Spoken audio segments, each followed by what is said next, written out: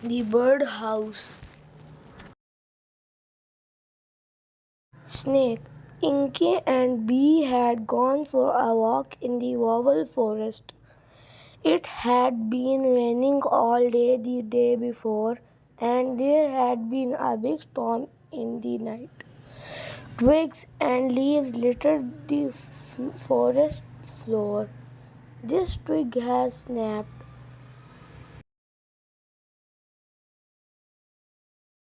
It was still very damp underfoot. Bee ran about and kicked at the piles of leaves. I am glad I was safe inside, hissed Snake, looking around. Slippery.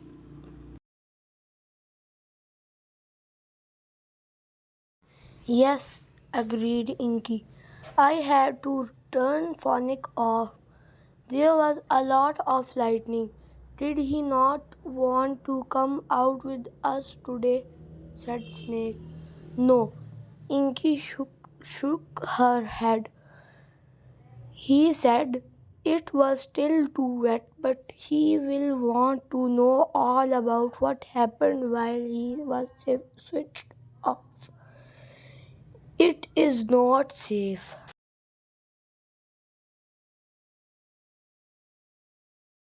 A bit further along, a tree had been blown down. There were leaves and twigs all around, and the trunk of the tree was lying on the ground. Wow, said Snake, looking at the jagged tree stump. What a mess! Wow!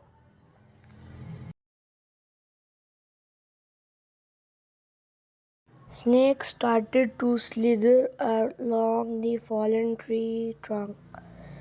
As he got to the middle, a small bird burst out of the leaves in the tree top.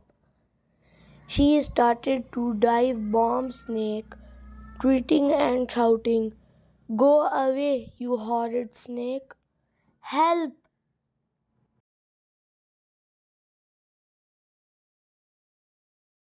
Oh, what hell?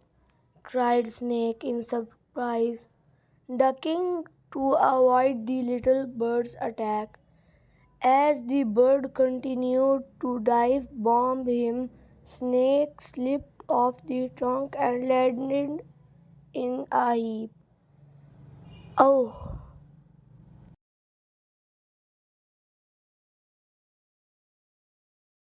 Inky rushed to him to see if he was all right. Snake sat up looking dazed and said, What did I do? Inky shook her head. Perhaps the bird has a nest with some eggs in that tree. I expect she thinks you might want to eat them. Bee is chatting to her. Perhaps she can see what the problem is.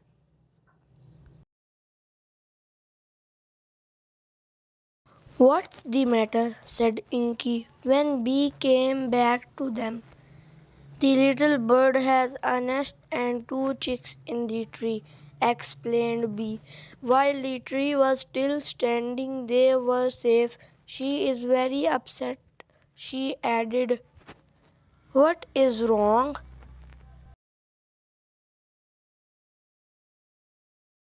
Yes, I gathered that, muttered Snake. Shh, said Inky. She cannot leave her chicks to go and collect food because they are not safe on the ground. Bee continued. Then she saw Snake slithering along and she wanted to stop him getting as far as her nest. Tweet.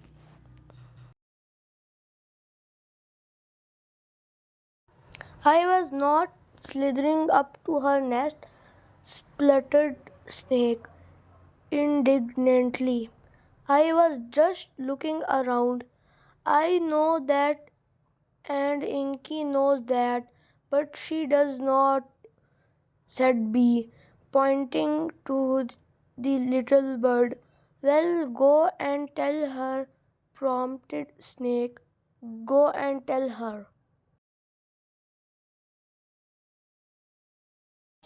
Inky ran back to get Phonic to see if he could help. Well, said Phonic when it had all been explained. We have two problems here. One, the chicks need to be fed and guarded from harm. And two, the bird needs to build a new nest in another tree.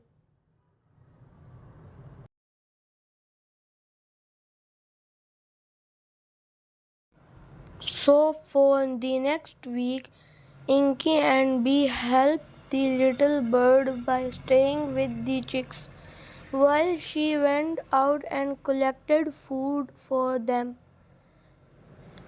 Snake and Phonic shut themselves away in the shed and started building a new home for the bird and her family. Your go. Yum! I haven't seen Snake and Phonic out in the forest collecting sticks and things for my new nest, chirped the little bird one morning. Buzz went bee. Before they began, they spent some time discussing how to make the ultimate birdhouse. And I do not think it will be quite the same as your old nest. What are they doing? Good morning, hissed Snake, slithering up. If you are ready, you can settle into your new home today. Goody, tweeted the bird. But where is it? I haven't seen you or a new nest anywhere in this part of the forest. Well, said Snake, we have put your new home in the big tree in the garden.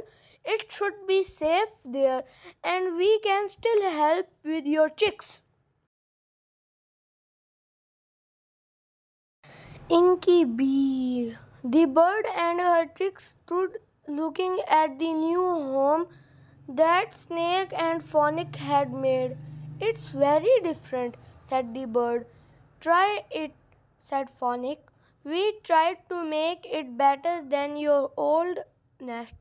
It has a lot more room and it will stay dry in all weathers. Try it.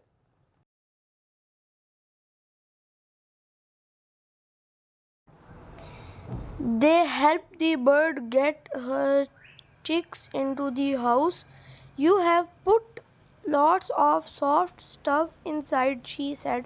And you are right. A roof will mean we will not get wet.